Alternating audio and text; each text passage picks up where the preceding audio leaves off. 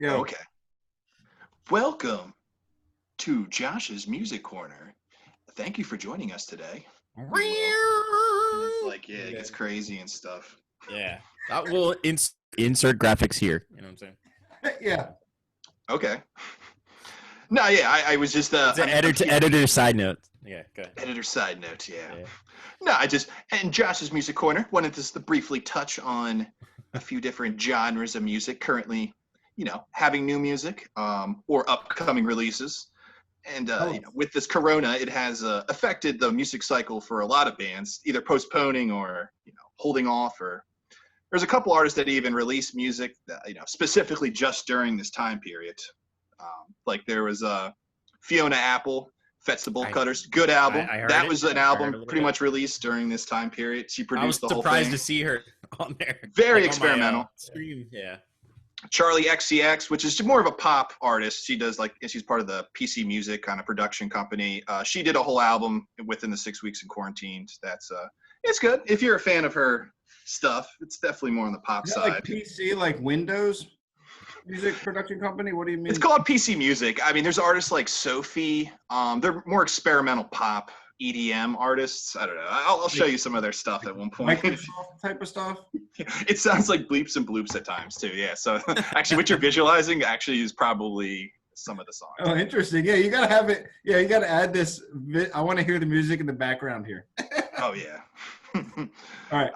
So, yeah. There's, other pop artists that I've been listening to, or at least checked out, was Perfume Genius is an indie rock band. Pretty good. Okay. There is a band called U.S. Girls. That's another, they had an album called Heavy Lights. That's pretty good. More art pop. If you're going straight pop, Carly Rae Jepsen just dropped her B-sides for her dedication album. So if you're a fan of her 80s tinged bubblegum pop music, which I have a guilty pleasure. I wouldn't say guilty pleasure. I enjoy it. It's like, is guilty pleasure even exists? It's like, I enjoy it. Depends when you're listening to it, I guess. Or... It depends, Some music, if you're just hanging out with your friends, you're like, it might not be the first thing I'm going to play, but for myself. You got to ease them into it. Yeah. You got to know your audience. And then you even got Hayley Williams just dropped her album, Pedals for Armor, which surprisingly has a lot of Radiohead kind of Kid A vibes. She's definitely going in a more experimental. It's interesting. If you listen to it, there's a couple tracks that it definitely does not sound like Paramore. It's Hayley who? Hayley Williams. She was the singer of Paramore. That's yeah. So she has her solo stuff she's been doing, but it's way more like indie, and it literally almost to the point where maybe it sounds a little too much like Radiohead. Like if you listen to it, there's some of the beats and stuff sound.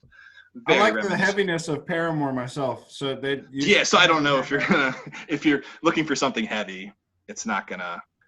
And then on the country side of things, I'm a little bit lacking currently. There's Jason Isbell just dropped a new album called Reunions, which if you're a fan, he was in the Drive By Truckers initially, and he has it's like that outlaw kind of alternative country style. I don't know. I enjoy it. It's a little more maybe Americana than straight up like traditional pop country. Here, I got it up right now. And then what have I done to help somebody save me? He's got David Crosby from Crosby, Stills and Nash is on the first track. It's a pretty good one. It's very pleasant. It's very pleasant if you're into that country Americana tones.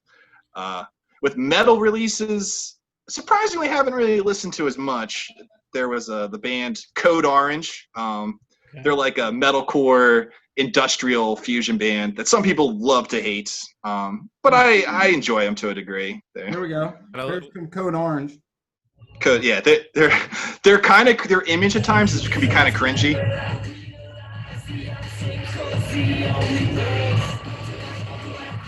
It's a hard band to describe because they have these songs that are like alternative rock, and then they have other stuff. Because their first couple albums were produced by Kurt Ballou of Converge, so their first couple albums sound very much like Converge, and even their other stuff, it's extremely like noisy and abrasive. But they have this weird. It's interesting.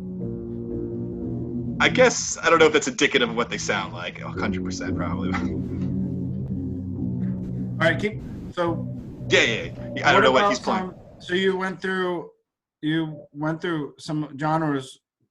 quick genres. I mean, even quickly, you got post-hardcore. You got Dance Gavin Dance just dropped a new album. If you're into them, they had a new album. Dance Gavin Similar to Dance. their last couple, I would say. Their mixture of post-hardcore with their more high-pitched, soothing vocals on top of it. Nice. And you got Elders, which is a metal band that has become pretty much just a straight-up prog rock band, but probably one of my favorite prog rock bands currently, I'd say right now. I really enjoy what they're doing. The Elders? Elders. Not Elders. The Elders, it's called Elders. They're Elders pretty of good. Elders? Though a band that I feel like their vocals are their weakest link. It's like musically I like them a lot, but the vocalist, he's trying. I think he's really trying to go for like a singing style that he hasn't quite hit yet, but I can tell he's trying. He's maturing still. He's maturing. On the hip hop side of things, there is. I'm ready for that. I don't know. Surprisingly, there hasn't been a lot of albums that hit me too hard. There was a Jadakiss album that just dropped. It's not bad. There's Great. Denzel Curry. You're on Apple, still dropping albums, huh? That's great. Hey, Yeah, man. the Legends is dropping it. You had, I guess, Boy Nav, little. your boy Nav. Oh yeah. My brown boy.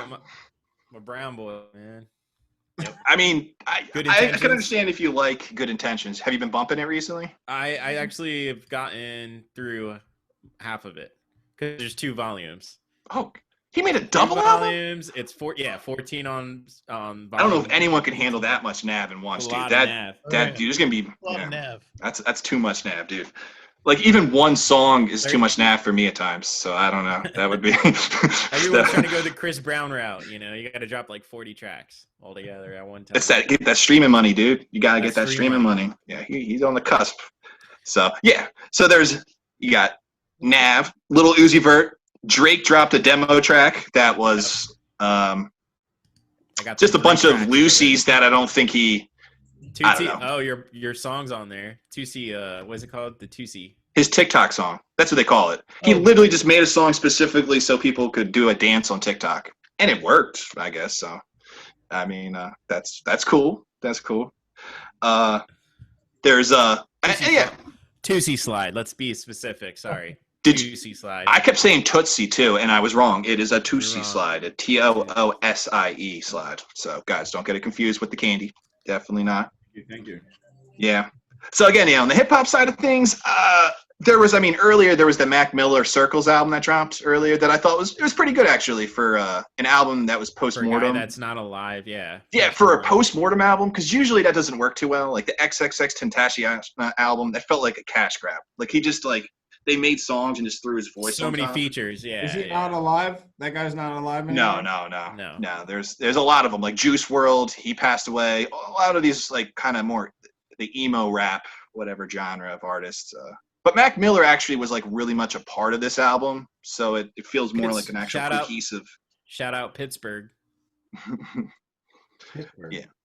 Yeah, he's a Pittsburgh rapper. Yeah. All right. And then you had Thundercat. Did you ever listen to Thundercat? He just dropped an album. Thundercat's he did- cool, man. I He saw did a him lot of the live. music on The Pimp a Butterfly. Was the original reason I first heard him on He also the did, Kendrick Lamar album. NPR Music Tiny Desk concert 2 years ago. Oh yeah, he's an interesting character. I would say he's pretty entertaining. But I like his fusion of like jazz, funk, R&B, soul, bunch of A little bit of Thundercat right here. So you guys can Oh, get yeah. a taste. Yeah, little here. taste of Thundercat.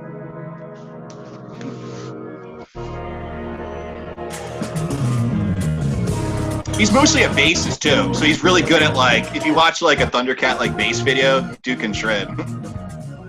Really got that jazz feel though.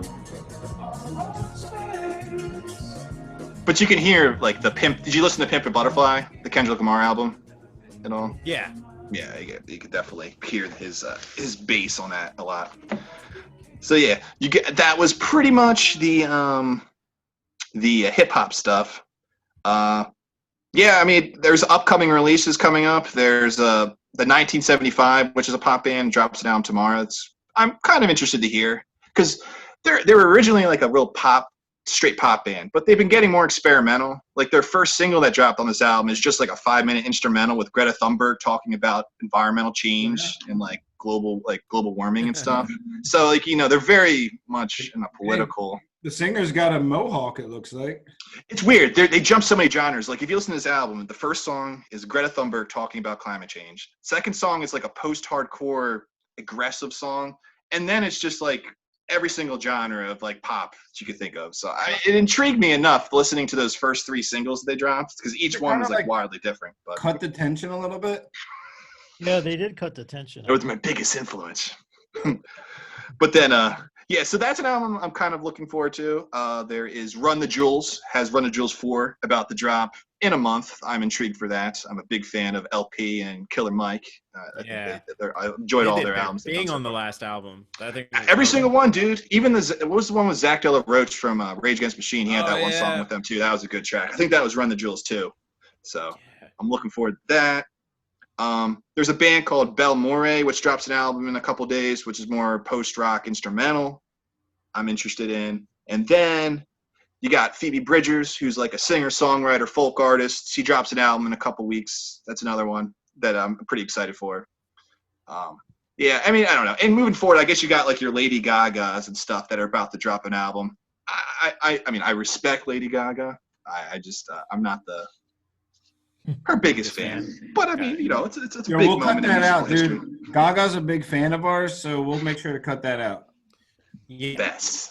That's the I pretty mean, good. She has deny followed, her liked, skills. and subscribed. Yeah. That's a good rundown, though, Josh.